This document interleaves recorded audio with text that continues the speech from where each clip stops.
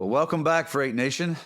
We are so glad that you joined us today for another wonderful episode. Well, I hope it's wonderful. I hope you take a lot of wonderment out of it and get a lot of benefit from it because that's our hope and our goal at Freight Nation every single time. So we appreciate you giving us your time, your effort, and your energy. We know there's a lot of places you can put it, and we just hope that we can give you a good return on your investment as you listen to another great episode of Freight Nation, a podcast by Truckstop today. And man, we got a really cool episode today. I know I say that a lot about a lot of things, but this one's really neat because it kind of hits home to me a little bit. We've got a episode that talks a lot about what is it like when you take over a business from your father who is kind of a big name in the marketplace or a well-known name in the marketplace. What's that like? How do you approach it? And how does that look for your life moving forward? And so, as you know, at Freight Nation, we're all about the story. We're all about someone's story and how they got to freight and what they found unique and interesting or what they see about, the future of freight for themselves. And hopefully you can take something behind that. So joining us today is Mr. Ed Burns, the CEO of Burns Logistics. Ed, thank you so much for joining us on Freight Nation. I know we're going to have a great time. Brent, I know it too. I feel like I made the big time being here with you. Well, it's only the big time because we have great, wonderful leaders and interesting characters like yourself on that bring a great story. I mean, that's what makes it great. But thank you so much for the compliment. It's just important that we're always trying to bring value no matter what. I know that Burns Logistics and you feel that way. So Freight Nation, I got to know Burns Logistics at the JOC Inland Conference back in, I don't know, maybe 2017, 2016, somewhere in there, where I met Ed's dad, Big Ed Burns. And so he introduces himself. He's really tall. He's a lean, tall guy. And he's like, my name is Big Ed Burns. I'm going, anybody calls himself Big Ed has got to be cool. So I sat down, I talked with him, and I thought I understood his business, but it took me actually 2 times meeting Big Ed, Ed's dad, on understanding how Burns Logistics works. It's a very unique model, so I know you're going to get some benefit, Freight Nation, on listening to the model and how they approach their benefit and their value in logistics. But as we always do at Freight Nation, it's always about the story.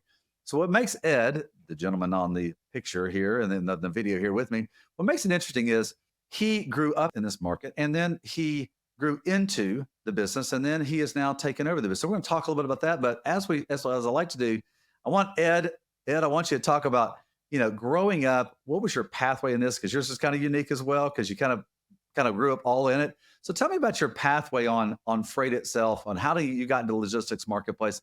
Tell the watchers and listeners today a little bit about that pathway. Yeah, absolutely, Brent. So as a kid, my dad was an LTL sales guy for a now defunct company called Carolina Freight. Oh, yeah, I remember them. Yeah. Yeah. And so he spent his early freight career working in LTL sales, and he did a great job of bringing us kids. I'm one of 4, and he would bring us on sales calls with him. I don't know if it was a ploy to get more freight, or if he just enjoyed spending time with us. Ed, my dad used to do, he's in the steel business.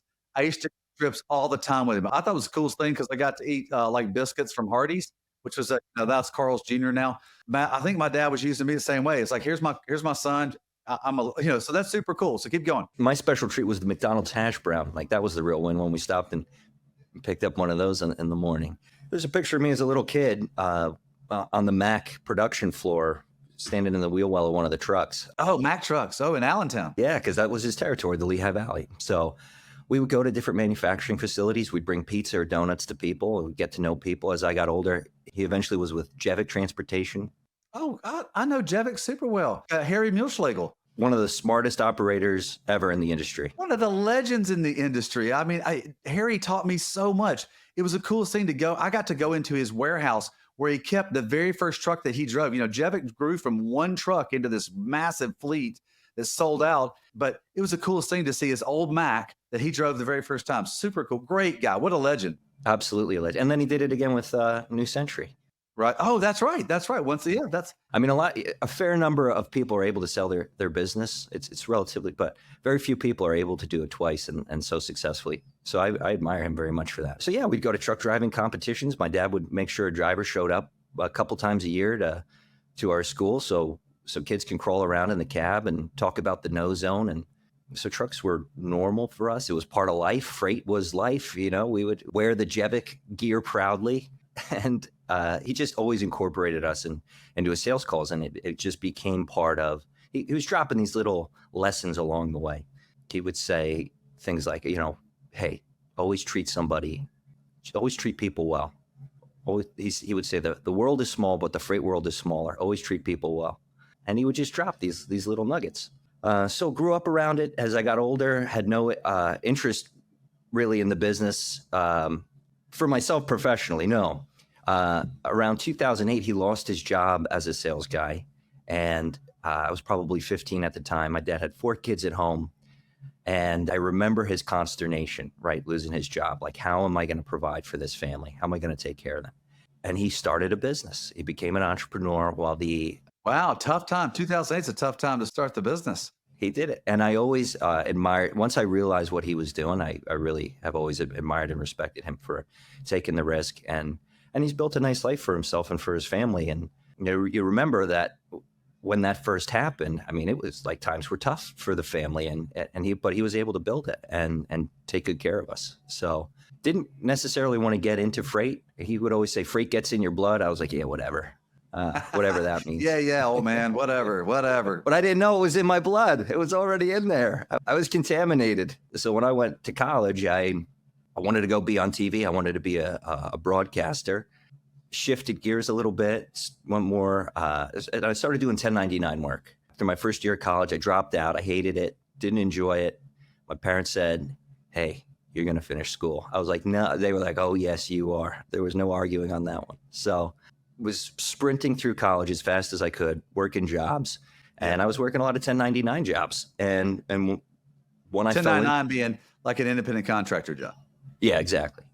And one of them, I had done some work on a political campaign, and the web development guy called and said, hey, what are you doing for work next? Because the campaign was wrapping up.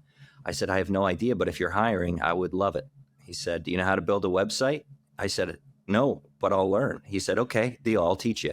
So I was 19, started learning how to build websites, do 19, email marketing. young man. Yeah, you've been an entrepreneur since probably birth almost with your dad. Yeah. I didn't know. It was just like, okay, yeah, I got to pay my own taxes. Sure, that's fine. I can control my own schedule and just need to make the deadline. Okay, it seemed like a pretty sweet deal.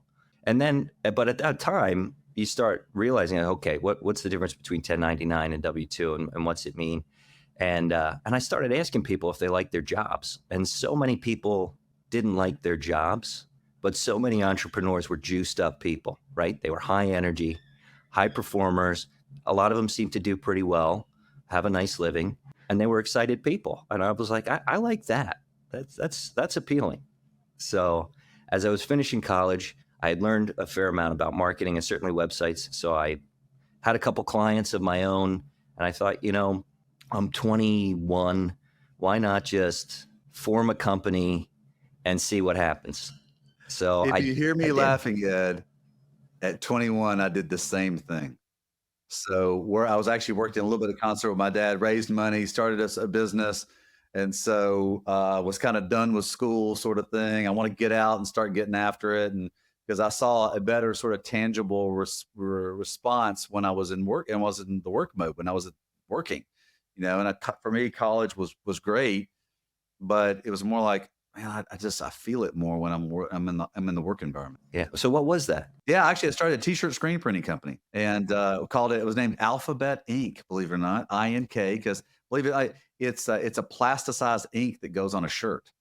And so started that. I should have done my homework. This is part of my coaching to young adults when I'm coaching them about business. I always go, do your homework.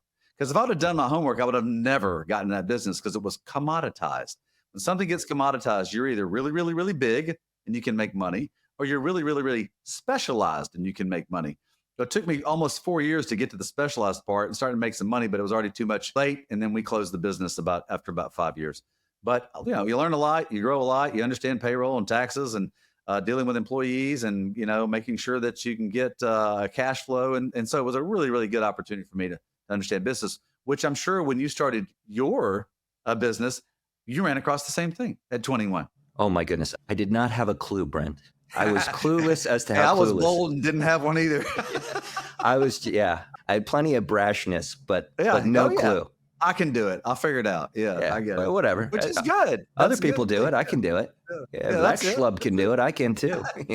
I take this at 57. I still take the same approach. Hey, they did it. I can do it. Yeah. Well, and that's good. That's healthy. That's a beautiful thing. But man, it was hard. It was hard. You talk about it, the marketing industry was becoming very commoditized. A lot of stuff was so that, this was about 10 years ago. So, um, but I was like, hey, how about I got to niche down? What am I going to niche into? I'm like, transportation, trucking companies need websites. This industry's way behind with marketing. Oh, way behind. Yeah. Yeah. And I started tagging along with my dad at conferences, and I would say to the trucking companies, like, hey, how cool would it be if you had a website? Right. That's where you and I met. Before you started working with your dad. That's where you and I got to meet. I believe maybe the CSCMP show. Maybe it was. I think it was an SMC3. That's right. That's right. SMC3. That's correct. Yeah. Yeah, one of my favorite conferences. Like I've met, and you just meet such good people. Oh, well, for sure. So you started this now. You got a cool name behind it. Don, it's called, pronounce it for me because I want to make sure I get it right. It has a cool name behind it. Yeah, it was Melior Marketing. Melior. That sounds very, very, very high level.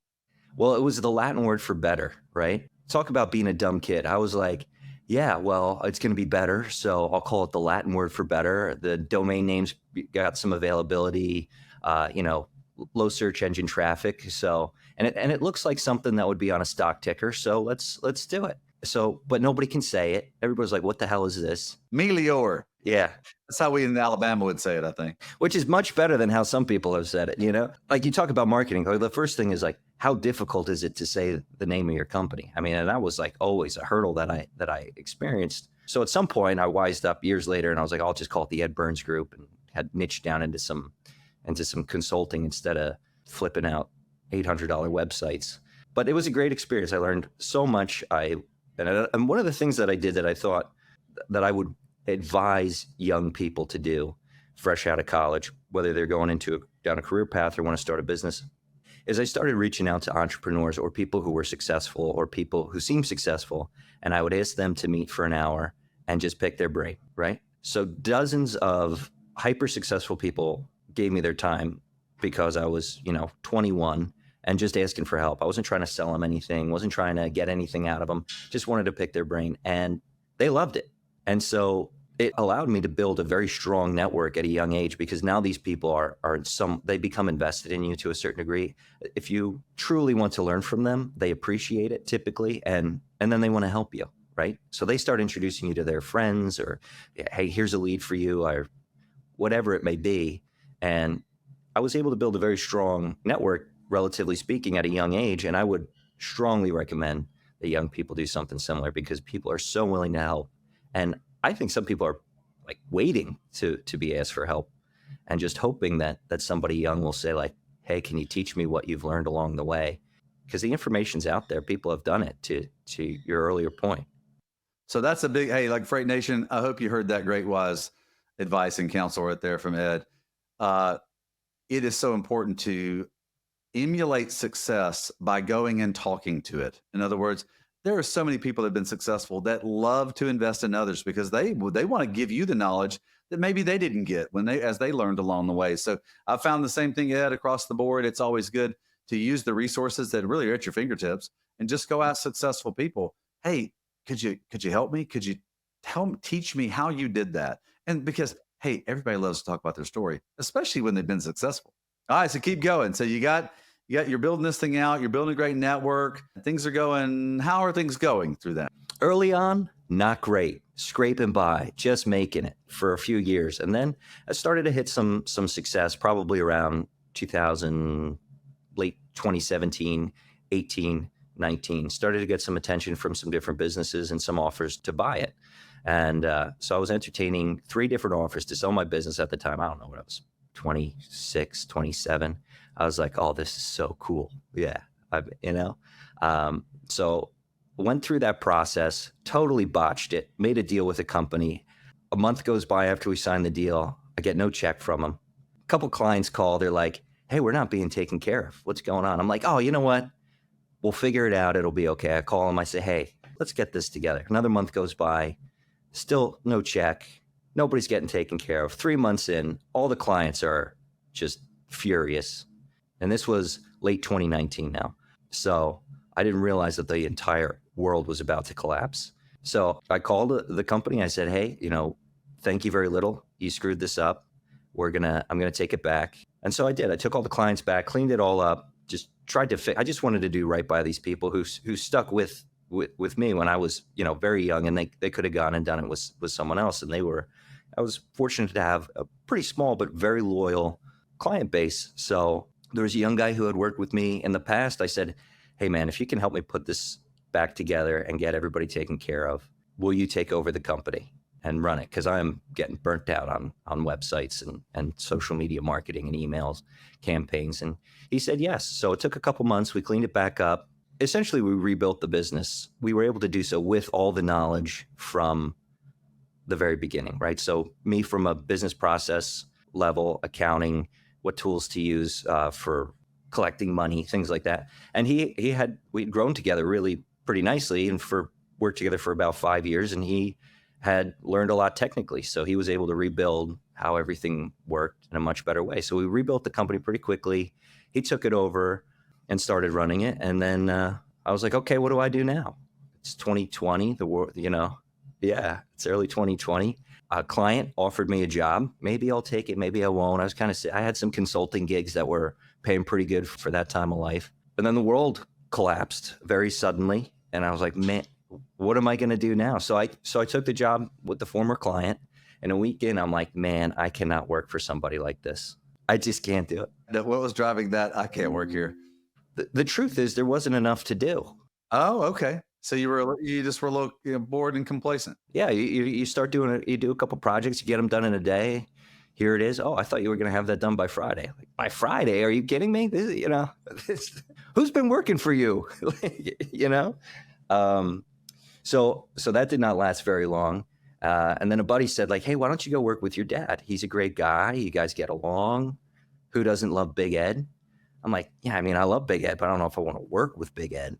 There's always that little hurdle, man. You guys you want to establish something on your own, which is commendable. I think every son and daughters too, but certainly sons to dads, kind of want to prove yourself and prove that you can do it. So your friend gave you some good advice, or gave you a suggestion for good advice, and so take us through that process. So I called my dad. I said, Big Ed, could I get an interview? Well, your dad, I love it. Yeah. I don't know. I don't know if he's willing or open my parents always very loving, always wanted to take good care of us, but by no means was anything guaranteed as far as something like that. I mean, we'd never even discussed. Well, he's wanting you to earn it too. Yeah. And after talking about it with him later on, he was like, I never expected any of my kids to even think about wanting to be in the business. Just didn't think we'd want to. And I wasn't sure that I wanted to at the time. But we talked it out, and we have a really neat business model. My dad had built a great company with a fantastic carrier base, with a phenomenal shipper base. And so I said, Dad, I think we can build on this. There's a lot of opportunity within what you already have going on. And in going to conferences with him from time to time, and because a lot of my clients were trucking companies or vendors or different freight type companies. So I was always talking to him at my family dinner or whatever, or we'd talk a couple times a week about work, and he would ask me what's going on with my business. I'd ask him what's going on with his. So was able to stay pretty tied in with what he was doing. We do have a funky business model. I'd say unique. It's a fun business model. Yeah. All right. So hang on. I want to back up. So what was the interview like with your dad? All right. So you said, I think we can grow this thing together, but I want to understand the dynamic, because Freight Nation, this is what's always one of the wonderful things about freight transportation, logistics, trucking, even just somewhat the greater supply chain, which is very family oriented. There's a lot of family businesses, and where they're one of the children has some desire maybe to come into the business, and so that's where I like the dynamic, Ed, about you, the namesake. Obviously, you're the namesake of your father. Going and talking to your father, and he's like, okay, well, let's talk about this. So talk about that. What was that like, just discussing the idea with your dad? Yeah, we lit a couple cigars, and and my dad, he's just one of the kindest people I've ever known. So I didn't expect him to bust my chops about anything. So I asked him, I said, why would this not work? And he's like, so we just talked that out. Why would this not work? And what does it look like if it does work? And a big thing that we talked out at that time was how are we going to resolve conflict, which will be inevitable Between the two of you. between the two of us. Wow, yeah, what a great question to ask your dad. I wish I would have asked my dad that question when I was working with him. We didn't do that. We just my dad's 6'5". My dad's like your dad, except my dad's a little bigger than your dad. So it's always like, yeah, I felt like he's crushed me at any time. So it was always a challenge for arguing with my father. So, At what point were you working with him, Brent? I was about 22 years old. It's when we started the t-shirt screen printing company. I was the president of the endeavor, and my dad was one of the sort of pseudo board members. He helped me raise the money for it, or we raised the money together.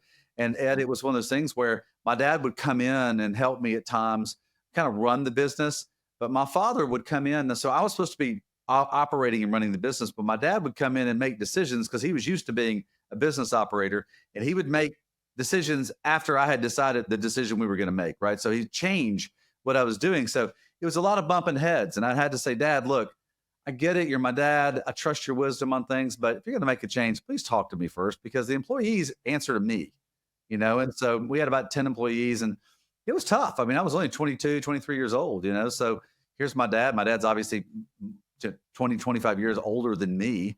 And huge and well known and that sort of thing. So same sort of thing. So that's so tell me what it was like as that process with your dad. Well, I think he's so easygoing. So the dynamic, when I talk to other people in similar situations, ours is a little different in that he's so easygoing, and he's very trusting. So he'll trust my judgment. He'll leave decisions up to me. The friction point we had early on really was that he would let me make a decision, and I wanted his input. I wanted to know, especially before, now I've got skin in the game with it. I bought my mom out. Was that the CEO? Yeah, sure. Yeah. So, but before that, I was just an employee, right? And so I'm making decisions that's going to affect my parents' financial future, right? So I said, well, here's what I'm thinking. What do you want to do? Here are three options, here are three. And a lot of times you say, well, whatever you think is best. He's teaching you, man. He's teaching you all along the way. It's like, okay, all right, son, you're capable. Make the decision. And I'd be like, look, I can make the decision, but you got anything for me? So what a great way to teach your kid that. Here's what he was saying was, hey, Ed, I think all three of them are pretty good, but I think you can make the best decision on it. Yeah. So, that's like, to me, that's not a problem. Like, that's no big deal. You entered in at, what was your role as you entered in at? What was it? What was your role with the company? Yeah. I mean, the title was like a relationship guy. Oh, that's right. I meant to say this in the beginning. You're Ed, the relationship guy Burns. I love it because I'm the chief relationship officer. And this is super funny because I want you to tell Freight Nation this. Now that you've taken over as CEO and your dad has a different role, he has a different title. And what is that title, Mr. Burns? He is the chief relationship officer for Burns Logistics. I love it. I love it. We're kindred spirits now, me and Big Ed. So, well, that's fantastic. So you came in to work and build the business because you guys are a relationship type business, big time. I mean, that's really that's the foundational basis of your value proposition to your customers, as you build the relationships between two parties, and you're the glue in the middle. So we're making connections between two parties, and sometimes those stakes can be pretty high, right? Which means trust has to be pretty high. So if the relationship's not there on one side or the other, it's not going to work.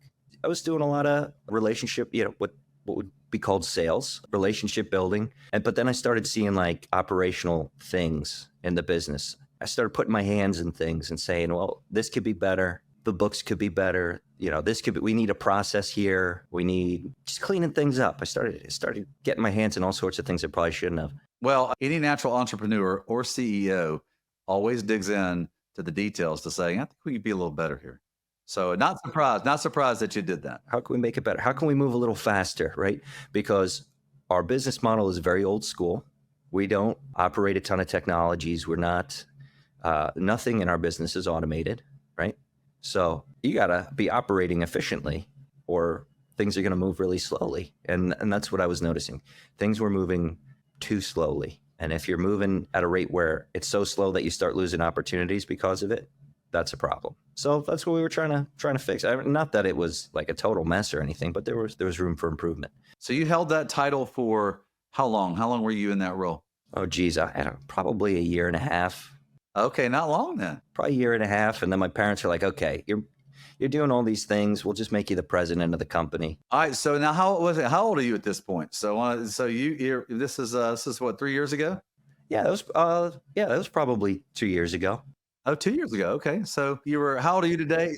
28. I was 28 at the You're time. a young Yeah, guy. I love it. But young guy, that's great. that's right.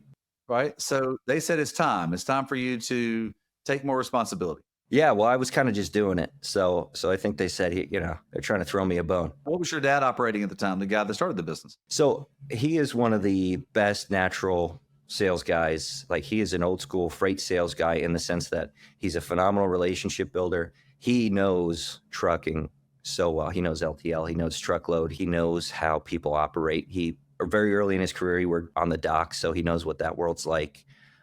He's been up close to it for over 30 years, and he knows the business so well, and he has such a fantastic network, right? It's just people, he loves people and people love him.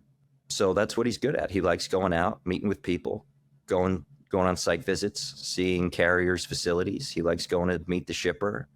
He loves to golf and do it with people that he knows. So, when I was a kid, I remember my mom saying like, "Hey, you don't work, you're golfing." And my dad was like, "It is work. It's work." And then I started playing with him, and I didn't realize how hard he actually did work. Yeah. So that's it. He was doing sales, and so we started to realize like the more I can free up his time to just let him work in his genius zone, the more successful we're going to be, right? Especially like in this down cycle. I mean, a lot of people are having a tough time. It's a tough market. It's hard to find opportunities, and we've been doing all right. I'd say, better than average because he's doing what he's great at, and he's free to do what he's great at, and he doesn't have to worry about anything else. And the reality too, Brent, is, people in their 60s that a lot of the people he has these relationships with, they're going to start retiring out. And the younger people who are taking over those roles are sold to very differently and want to be sold to very differently. So the dynamics are totally different. Let me ask you, let me back up a second. When you said you started getting more involved into the operations of the business, are you naturally operationally curious? Is that, do you find yourself like you like to dig into sort of like the underlayer of what's functionally operating the business and finding better ways to do things? So is that kind of your bent? I really love the EOS model. It's talked about in a book called Traction by Gino Wickman. EOS. All right. What is EOS? It's the entrepreneurial operating system. Okay. There you go. Hey, Freight Nation, pay attention. You're about to learn something here. Let's go. Talk to us about it, Ed. So Traction is a very simple, call it 200-page book that goes through how to set up your business for success.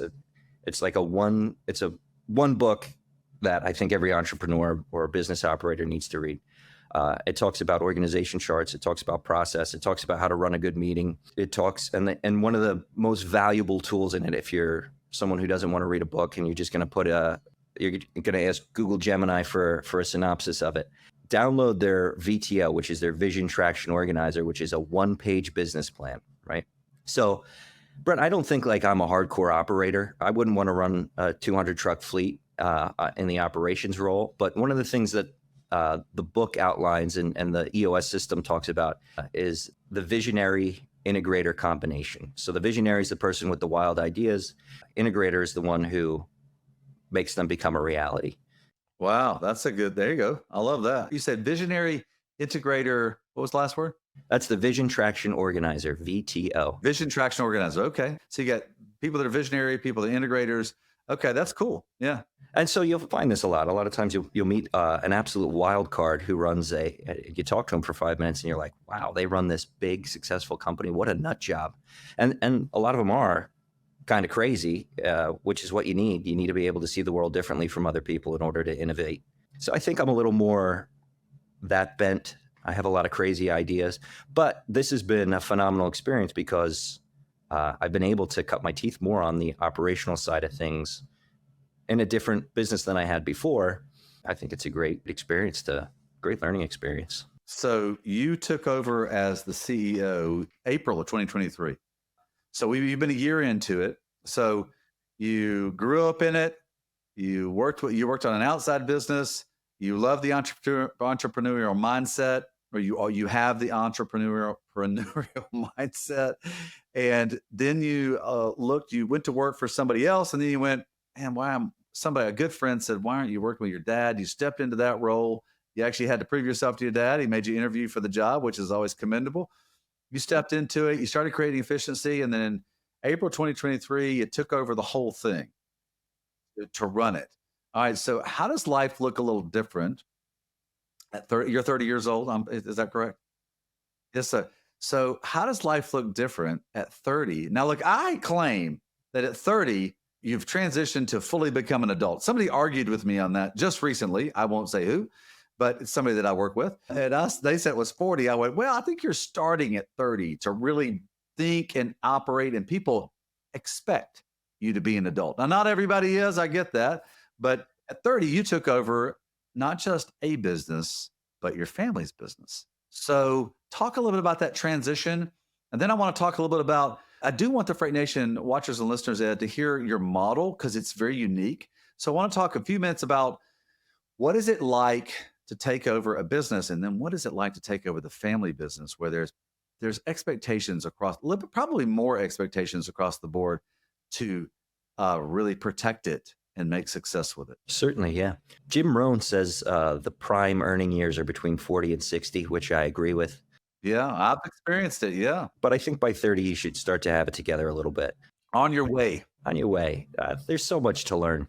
And especially in our economy today, we have so much access to information. There's a lot to learn. But yeah, I agree. By 30, you should have some things figured out. So candidly, it's my dad has a big reputation. He's got a big personality. His name is Big Ed, right? So people look at me and they're like, oh, you must be Little Ed. It's like, yeah. I was going to ask you, my brother is Randy Jr., and so he always hated being called Little Randy.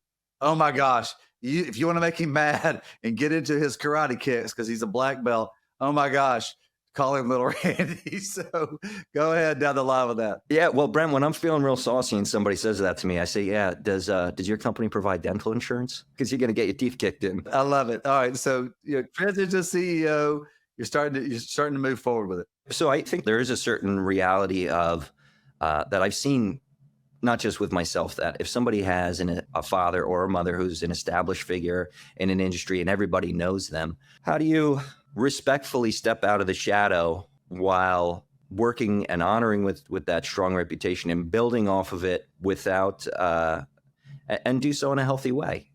I think I'm still in some ways figuring it out. Well, yeah, I'm sure you are. But we have different personalities. We play off of each other well.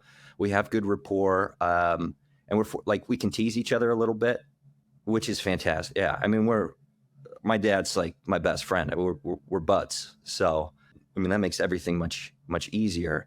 And yeah, and you talk to some multi-generational businesses, especially in our industry, where that next generation and the previous one, it's kind of adversarial.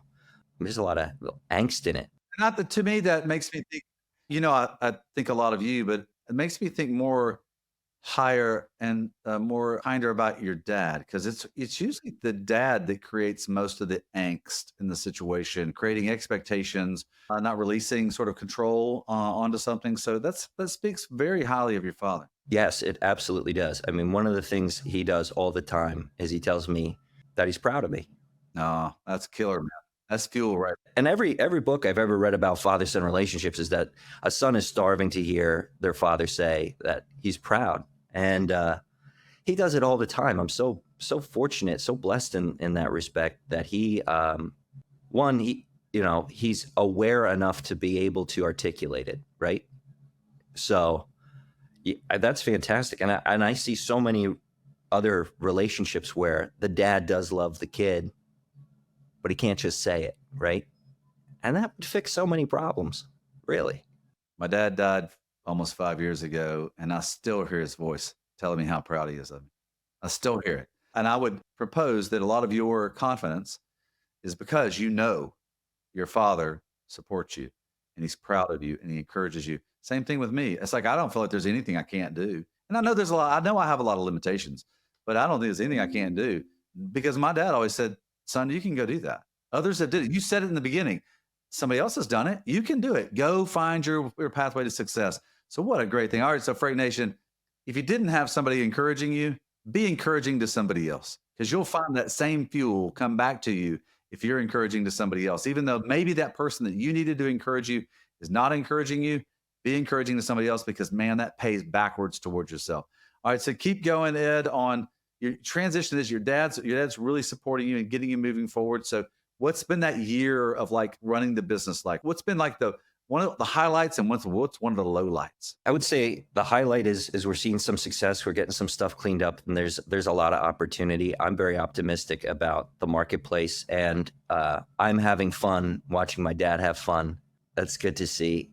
And well, I mean, when you're looking at a P&L and you're sweating it sometimes, and you're like, thinking about like cash flow sorts of issues, and it went from being not really your business to now it's your business and you're responsible for it. I mean, that can keep you up at night sometimes, but we're very fortunate. I mean, we're in good shape, and the stresses are certainly there. When's the market going to turn? How's that impacting people? I think a big downer is if a fleet of ours is struggling. About a year ago, we had a fleet that we worked with, 80-something-year-old company, go out of business. Oh, wow, that's hard. That's hard. Yeah, that stinks. I mean, that stinks. Because you blame yourself a little bit because you're part of the process too. I mean, anybody that really cares about their customers, when they struggle or fail, you take some responsibility in that. So you said the low light was the weight of responsibility. In other words, not in a tremendous negative sense, but you feel the weight of it,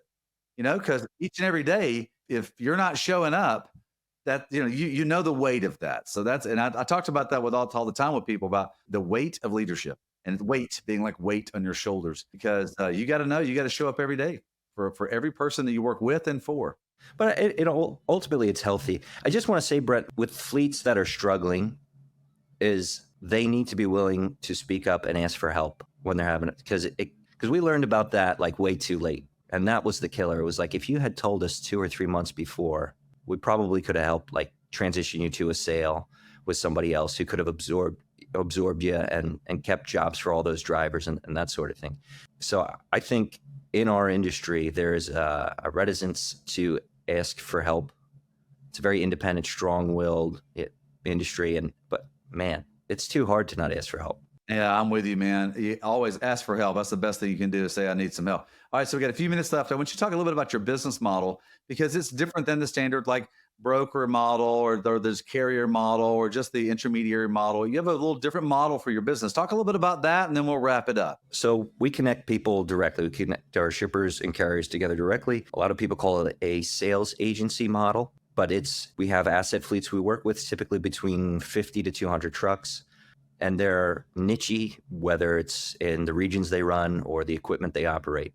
And the big shippers out there, a lot of enterprise shippers want to source capacity from these small fleets. And a lot of them have the mindset of, if I work with a 100-truck fleet, I'm going to matter to them enormously. If I'm cracking their top 5 to 10 customer list, then I matter and I'm going to get high levels of service and the relationship can last a long time. I mean, some people don't care about it and some people do to varying degrees, but the ones that care about it will engage us to help them source capacity. And the fleets we sign on with typically do not have a sales team or have a small sales team. And oh, wow. Okay. Yeah. So we do it for them. That's a great model. So you found success in an unconventional way by being the sales responsible party or sales agent model. You said sales agent, agency model. So for the actual carriers out to the shipper base. And then you help give that shipper certainty under what the performance might be with that carrier, because you're an independent, obviously business from that. So you're representing them saying, this is what you can expect over here. But I'm the third party in the middle and I can show you how that works. Sure. And really we're sourcing capacity for repeat contract business, right?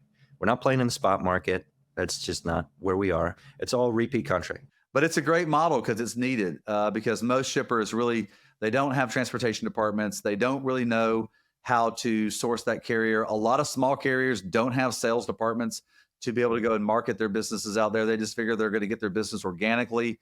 And sometimes that business can be good for them and sometimes it cannot be good for them. And so your job is to help that carrier find the best shipper for them to match up with and do business with. Because when you can do that, both parties benefit.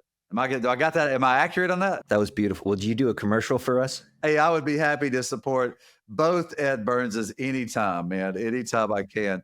Well, it's such a great model, man. Thank you so much for telling your story today to the Freight Nation watchers and listeners. It's really great. Freight Nation, I hope you took a little bit away on what is it like? What's a scenario like when somebody actually has a great relationship with their parents and with their dad who's leading a business? And what's it like trying to find your way on your own and then realizing just maybe working with my dad or working with my parent or working with my family would be a really, really great thing, you know? And so Ed's story is full of great advice on that. He gave some great advice on relationships. He gave some great advice on resources, on things, on encouragement, on making sure you're encouraging to people. And he learned all that from growing up, being around his dad and doing things, being around a parent and benefiting from that. So whether it's your actual parent or whether it's somebody else, Freight Nation, find somebody that can really help you grow in your career and grow in your trajectory, but they do it from a standpoint of support and foundational, like care for the other person. So what a great story, Ed. Thank you so much for telling your story to the Freight Nation watchers and listeners. Thank you so much for having me. It's always good talking with you. Wow, man, fantastic. So Freight Nation, we're going to wrap it up right here. Hope you got a bunch of pro tips out of this. Ed had a bunch of them for you, and he's taking Burns Logistics to the next level. And it's going to be great to see what he does over the next 4 or 5 years with the business. And I know he'll do well because he was taught really well by somebody who really cares for the customer and the business. And so Freight Nation, thanks a lot for watching and listening today. As always, we appreciate you giving us your time. And as we always like to close to say, don't forget to work hard, to be kind, and to stay humble. All right, Freight Nation, we'll catch you the next time. On behalf of the Truckstop team, thanks for listening to this episode of Freight Nation. To find out more about the show, head to truckstop.com/podcast. If you enjoyed this episode, make sure you hit subscribe so you don't miss any future episodes. Until then, keep on trucking and exploring the open roads with Freight Nation, a trucking podcast.